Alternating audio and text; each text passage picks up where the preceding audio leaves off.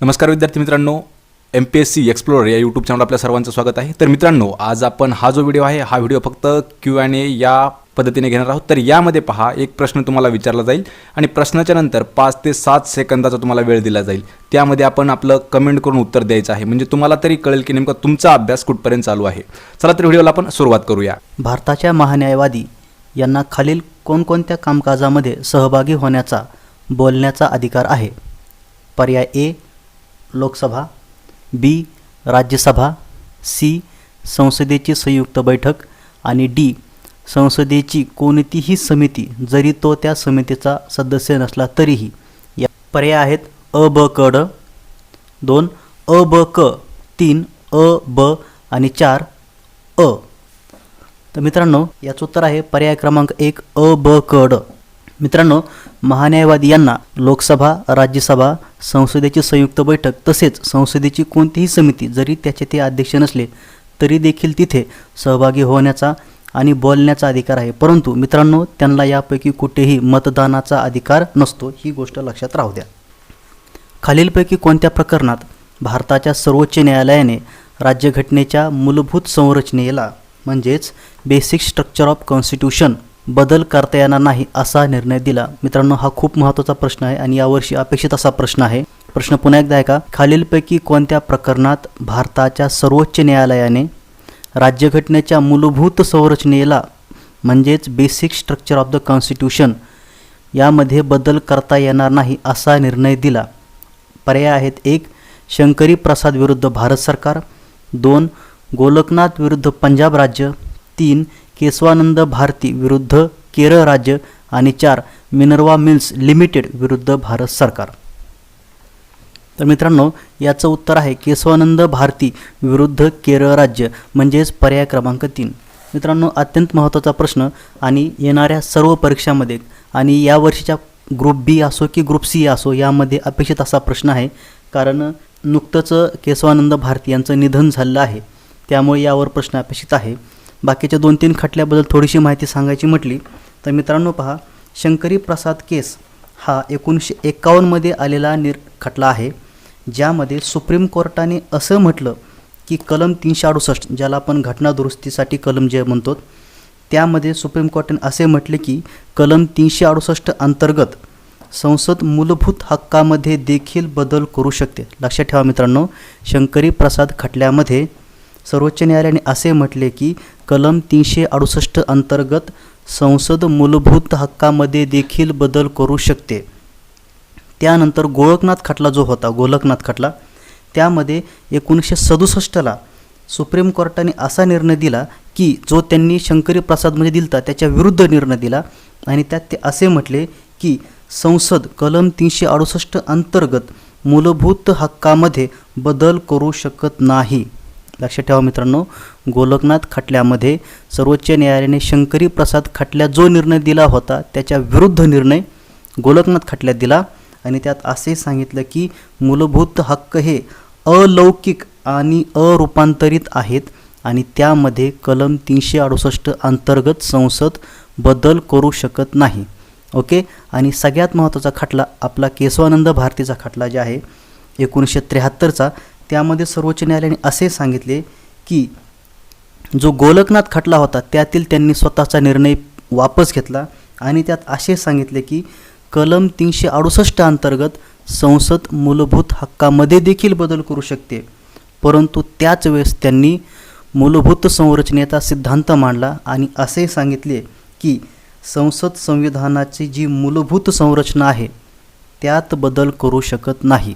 तर मित्रांनो, लक्षात ठेवा, basic structure of the constitution सर्वोच्च न्यायालयाने केशवानंद भारती खटल्यामध्ये दिले होते, ज्यावर यावर्षी प्रश्न अपेक्षित आहे। पुढील प्रश्न आहे, खालीलपैकी कोणते विधान बरोबर आहे? ओके, खालीलपैकी कोणते विधान बरोबर आहे? ए भारतीय राज्यघटनेचे कलम 15 हे भारतीय नागरिक आणि परकीय अशा दोघांनाही उपलब्ध आहे। बी भारतीय राज्यघटनेचे कलम 16 हे केवळ भारतीय नागरिकांनाच उपलब्ध आहे। सी भारतीय राज्यघटनेचे कलम 21 हे भारतीय नागरिक आणि परकीयांना देखील भारतीय भूमीवर उपलब्ध आहे। मित्रांनो, यावर पर्याय आहेत 1 फक्त ए, 2 फक्त बी आणि सी, 3 फक्त सी आणि 4 ए, बी आणि सी. मित्रांनो याचं उत्तर आहे पर्याय क्रमांक 2 फक्त बी आणि सी. मित्रांनो लक्षात ठेवा, भारतीय राज्यघटनेच्या भाग 3 मध्ये जे मूलभूत हक्क दिलेले आहेत त्यामध्ये काही हक्क असे आहेत जे फक्त भारतीयांना म्हणजेच जे भारतीय नागरिक आहेत त्यांना अवेलेबल आहेत. काही हक्क असे आहेत जे आपले शत्रू राष्ट्र वगळता जे इतर परकीय नागरिक आहेत त्यांना देखील अवेलेबल आहेत. तर मित्रांनो एक छोटीशी तुम्हाला ट्रिक सांगतो, एक लक्षात ठेवा. कलम 15, कलम 16, कलम 19, कलम 29 आणि कलम 30 हे जे मूलभूत हक्क आहेत हे फक्त आणि फक्त भारतीयांसाठीच आहेत. मित्रांनो लक्षात ठेवा, 15, 16, 19, 29 आणि 30 हे 5 मूलभूत हक्क फक्त भारतीयांसाठीच अवेलेबल आहेत. मी पुन्हा एकदा सांगतो, 15, 16, 19, 29 आणि 30 हे फक्त भारतीयांसाठीच उपलब्ध आहेत. तसेच मग जे परकीय राष्ट्र आहेत पण कोणते शत्रू राष्ट्र वगळून त्यांना कलम 14, कलम 20, कलम 21, कलम 21A आणि कलम 22 ते कलम 28 मधील जे मूलभूत अधिकार आहेत ते इतरांना उपलब्ध आहेत. मित्रांनो लक्षात ठेवा, परकीयांना फक्त कोणते जे शत्रू राष्ट्र वगळता यांना कुठले कुठले मूलभूत हक्क अवेलेबल आहेत? 14, 20, 21, 21A आणि 22 ते 28. मित्रांनो पुढील प्रश्न आहे, अनुच्छेद 12 अनुसार राज्यामध्ये याचा समावेश होतो. ए. भारताचे शासन व संसद, बी. प्रत्येक राज्याचे शासन व विधिमंडळ, सी. सर्व स्थानिक संस्था, डी. भारतीय शासनाच्या नियंत्रणाखालील संस्था. मित्रांनो यावर पर्याय आहेत, 1 फक्त ABD, 2 फक्त ABC, 3 फक्त A, B आणि 4 वरीलपैकी सर्व. मित्रांनो याचे उत्तर आहे पर्याय क्रमांक 4 वरीलपैकी सर्व.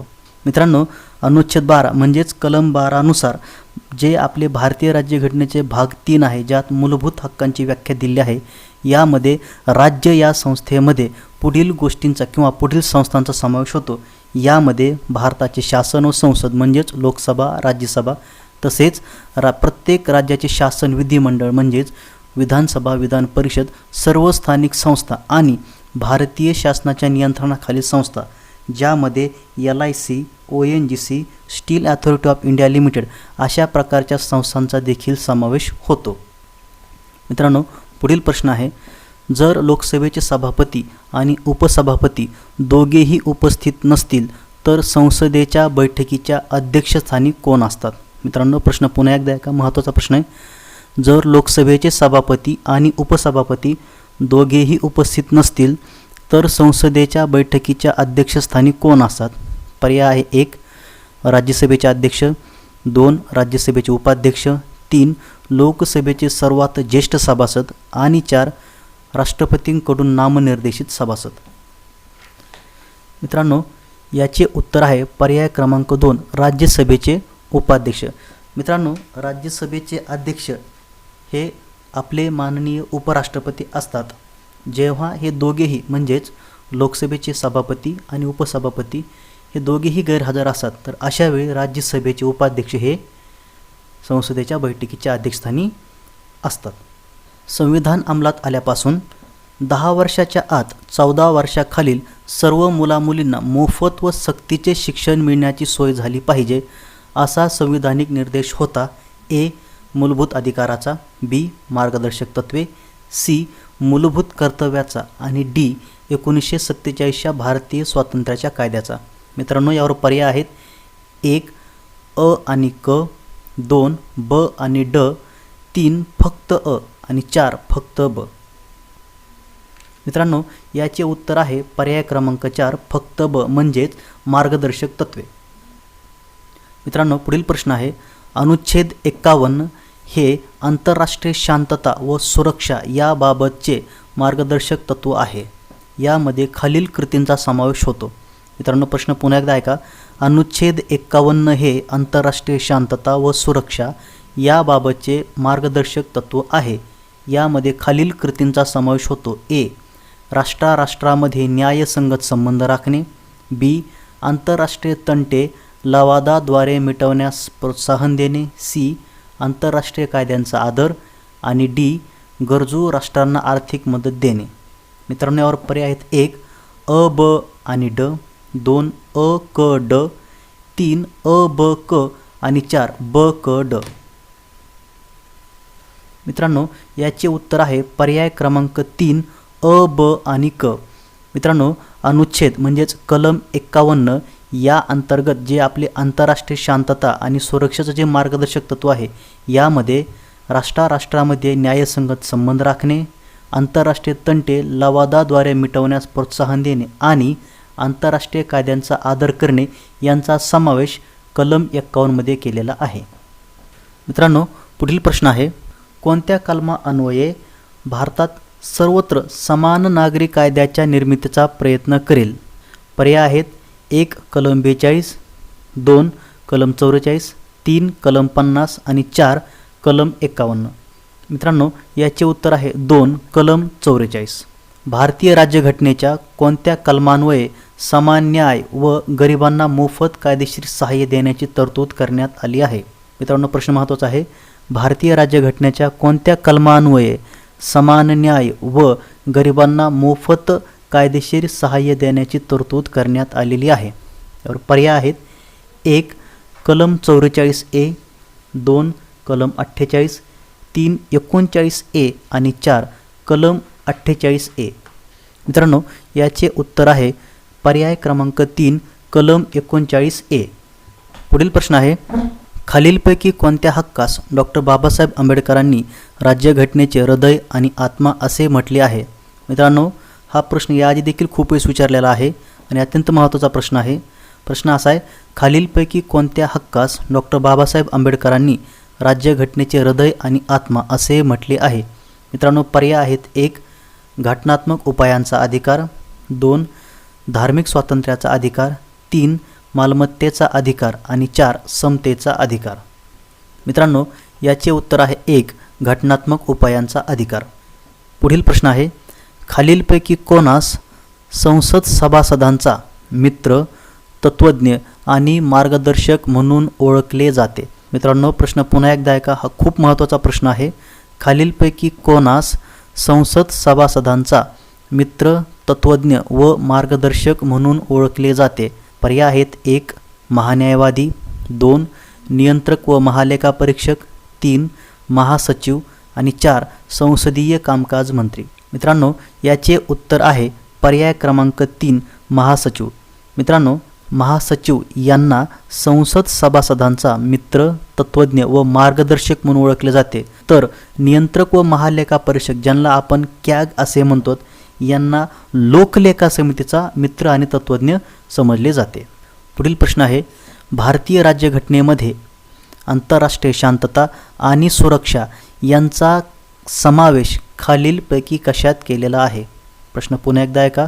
भारतीय राज्यघटनेमध्ये आंतरराष्ट्रीय शांतता आणि सुरक्षा यांचा समावेश खालीलपैकी कशात केलेला आहे? पर्याय 1 राज्यघटनेची उद्देशिका, 2 राज्याची मार्गदर्शक तत्त्वे, 3 मूलभूत कर्तव्ये आणि 4 नववी सूची. मित्रांनो याचे उत्तर आहे पर्याय क्रमांक 2 राज्याची मार्गदर्शक तत्त्वे. पुढील प्रश्न आहे भारतीय संविधानातील खालीलपैकी कोणते कलम मुला-मुलींना निशुल्क व सक्तीचे शिक्षण देण्याचे कबूल करते? महत्त्वाचा प्रश्न मित्रांनो. भारतीय संविधानातील खालीलपैकी कोणते कलम मुला-मुलींना निशुल्क व सक्तीचे शिक्षण देण्याचे कबूल करते? पर्याय आहेत 1 कलम 30, 2 कलम 31, 3 कलम 45 आणि 4 कलम 30-31. मित्रांनो याचे उत्तर आहे कलम 45 पर्याय क्रमांक 3. पुढील प्रश्न आहे खालीलपैकी कोणत्या घटना दुरुस्तीद्वारे भारतीय राज्यघटनेतील कलम 45 मधील विषयामध्ये बदल करण्यात आला? प्रश्न पुन्हा एकदा ऐका मित्रांनो. खालीलपैकी कोणत्या घटना दुरुस्तीद्वारे भारतीय राज्यघटनेतील कलम 45 मधील विषयामध्ये बदल करण्यात आला? पर्याय आहेत 1 42वी घटना दुरुस्ती, 2 44वी घटना दुरुस्ती, 3 86वी घटना दुरुस्ती आणि 4 97वी घटना दुरुस्ती. मित्रांनो याचे उत्तर आहे पर्याय क्रमांक 3 86वी घटना दुरुस्ती. पुढील प्रश्न आहे, भारतीय राज्यघटनेच्या खालीलपैकी कोणत्या कलमात 6 ते 14 वर्ष वयोगटातील सर्व मुलांसाठी मोफत व सक्तीच्या शिक्षणाची तरतूद केलेली आहे? लक्षात ठेवा मित्रांनो, प्रश्न पुन्हा एकदा ऐका. भारतीय राज्यघटनेच्या कोणत्या कलमात 6 ते 14 वयोगटातील सर्व मुलांसाठी मोफत व सक्तीच्या शिक्षणाची तरतूद केलेली आहे? पर्याय आहेत: 1 कलम 21C, 2 कलम 21A, 3 कलम 51A आणि 4 कलम 25C. मित्रांनो, याचे उत्तर आहे कलम 21A, पर्याय क्रमांक 2. मित्रांनो, येणाऱ्या परीक्षेसाठी हा खूप महत्त्वाचा प्रश्न आहे. प्रश्न असा आहे, आरक्षणावर 50% ची मर्यादा खालीलपैकी कोणत्या खटल्यातील निर्णयानुसार लावण्यात आलेली आहे? प्रश्न पुन्हा एकदा ऐका. आरक्षणावर 50% ची मर्यादा खालीलपैकी कोणत्या खटल्यातील निर्णयानुसार लावण्यात आलेली आहे? पर्याय आहेत: 1 इनामदार खटला, 2 केशवानंद भारती खटला, 3 इंदिरा साहनी खटला आणि 4 शांतिभूषण खटला. मित्रांनो, याचं उत्तर आहे पर्याय क्रमांक 3 इंदिरा साहनी खटला. पुढील प्रश्न आहे, जीवित व वैयक्तिक स्वातंत्र्य कंसात अनुच्छेद 21 मध्ये टिंबटिंबचा समावेश होतो. प्रश्न पुन्हा एकदा ऐका मित्रांनो, जीवित व वैयक्तिक स्वातंत्र्य कंसात अनुच्छेद 21 मध्ये टिंबटिंबचा समावेश होतो. यावर पर्याय आहेत: 1 बोनसचा अधिकार, 2 आरोग्याचा अधिकार, 3 मोफत शिक्षणाचा अधिकार आणि 4 कामाचा अधिकार. मित्रांनो, याचे उत्तर आहे पर्याय क्रमांक 2 आरोग्याचा अधिकार. पुढील प्रश्न आहे, भारतीय राज्यघटनेचे खालीलपैकी कोणता मूलभूत अधिकार हा केवळ भारतीय नागरिकांनाच दिलेला आहे? मित्रांनो, हा प्रश्न देखील महत्त्वाचा आहे आणि या संदर्भातली जी महत्त्वाची 5 कलमे आहेत ते मी तुम्हाला या आधीच्याच प्रश्नात कव्हर करून घेतलेले आहेत, त्यामुळे हा अत्यंत सोपा जायला पाहिजे तुम्हाला प्रश्न असा आहे, भारतीय राज्यघटनेचे खालीलपैकी कोणता मूलभूत अधिकार हा केवळ भारतीय नागरिकांनाच दिलेला आहे? पर्याय आहे: 1 कायद्यापुढे समानतेचा हक्क म्हणजेच कलम 14, 2 स्वातंत्र्याचा हक्क म्हणजेच कलम 19, 3 प्राथमिक शिक्षणाचा हक्क म्हणजेच कलम 21A आणि 4 जीवित व व्यक्तिगत स्वातंत्र्याचा संरक्षण कलम 21. मित्रांनो, याचे उत्तर आहे पर्याय क्रमांक 2 स्वातंत्र्याचा हक्क. मित्रांनो, मी पुन्हा एकदा सांगतो की फक्त भारतीय नागरिकांनाच उपलब्ध असलेले अधिकार लक्षात ठेवा. 15, 16, 19, 29 आणि 30. लक्षात ठेवा मित्रांनो, 15, 16, 19, 29 आणि 30 हे 5 मूलभूत अधिकार असे आहेत जे फक्त आणि फक्त भारतीय नागरिकांनाच उपलब्ध आहेत. मित्रांनो, आकडे लक्षात ठेवा: 15, 16, 19, 29 आणि 30. पुढील प्रश्न आहे, हा देखील आयोगाने याआधी खूप वेळा विचारलेला आहे. मित्रांनो, प्रश्न असा आहे, सर्वात टीकात्मक भाग म्हणजे प्रश्न 19 सर्वात टीकात्मक भाग म्हणजे संविधानाचा भाग 3 असा उल्लेख कोणी केला? मित्रांनो, हा महत्त्वाचा प्रश्न आहे. याआधी देखील आयोगाने खूप वेळेस हा प्रश्न विचारलेला आहे. प्रश्न पुन्हा एकदा ऐका. सर्वात टीकात्मक भाग म्हणजे संविधानाचा भाग 3 असा उल्लेख कोणी केला? पर्याय ऐका: 1 पंडित जवाहरलाल नेहरू, 2 डॉक्टर बाबासाहेब आंबेडकर, 3 डॉक्टर राजेंद्र प्रसाद आणि 4 सरदार वल्लभभाई पटेल. मित्रांनो, याचे उत्तर आहे पर्याय क्रमांक 3 डॉक्टर बाबासाहेब आंबेडकर. पुढील प्रश्न, खालील विधानापैकी कोणते विधान योग्य आहे? विधान ए, 42व्या घटना दुरुस्तीने संपत्तीचा अधिकार मूलभूत हक्क राहिलेला नाही. विधान बी, संपत्तीचा अधिकार आता कायदेशीर हक्क झाला आहे. यावर पर्याय आहेत: 1 फक्त अ, 2 फक्त ब, 3 दोन्हीही आणि 4 एकही नाही. मित्रांनो, याचे उत्तर आहे पर्याय क्रमांक 2 फक्त ब. मित्रांनो, यामध्ये 42वी नाही तर 44व्या घटना दुरुस्तीनुसार हा संपत्तीचा हक्क आता राहिलेला नाही. 42 ऐवजी जिथे 44 असलेल तर ते बरोबर असतं. ठीक आहे. आणि संपत्तीचा अधिकार हा आता कलम 300A अंतर्गत कायदेशीर हक्क झालेला आहे. तर मित्रांनो, आज आपण या व्हिडिओमध्ये याच ठिकाणी थांबणार आहोत. जर आपल्याला व्हिडिओ आवडला असेल तर व्हिडिओला लाईक करा, आपल्या मित्रांमध्ये हा व्हिडिओ नक्की शेअर करा आणि आपल्या MPSC एक्सप्लोरर या यूट्यूब चॅनल लगेच सबस्क्राईब करा. तुमच्यासाठी याच पद्धतीचे डेली आपण नवनवीन प्रश्न उत्तर घेऊन येत आहेत. तसेच मित्रांनो, PDF डाउनलोड करण्यासाठी तुम्हाला डिस्क्रिप्शनमध्ये मी लिंक दिली आहे, त्या लिंकवर जाऊन आपण PDF डाउनलोड करू शकता. भेटूया पुढच्या एका अशाच नवीन व्हिडिओमध्ये. तोपर्यंत जय हिंद, जय